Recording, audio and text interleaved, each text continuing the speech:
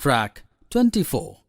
You will listen to a radio talk on chronic back pain by a health consultant. Before you listen to the talk, read the questions carefully. Then, as you listen, tick the correct answer.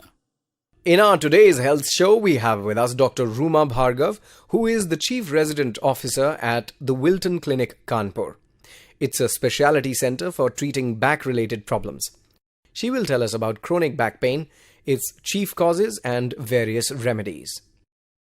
Do you know bad backs are one of the most common health problems today, affecting people in all walks of life? The most recent available figures show that about 250,000 people are severely affected with back pain every day. The majority of our patients at the clinic tend to be women. They are especially vulnerable because of pregnancy, but also because of osteoporosis, which I personally believe is the major cause of numerous physical health issues in women. I have many women patients who say they have completely given up exercise because the pain makes them so miserable.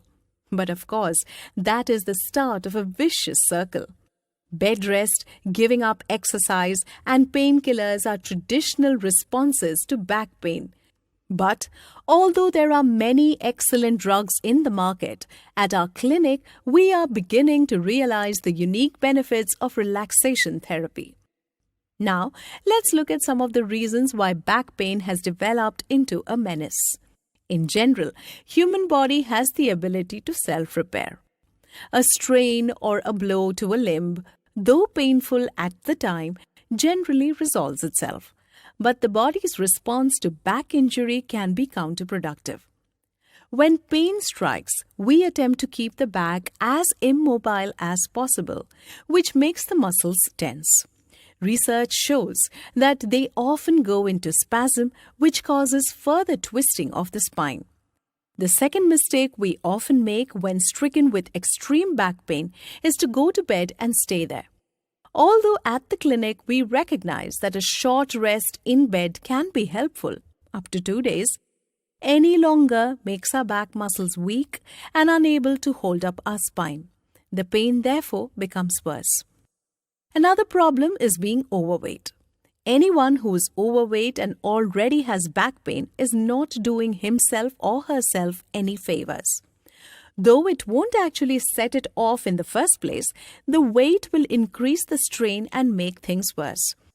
There are many ways in which simple day-to-day care can make all the difference. The first point to watch, of course, is weight. Also, studies have shown that just 1 hour sitting in a slouched position can strain ligaments in the back, which can take months to heal.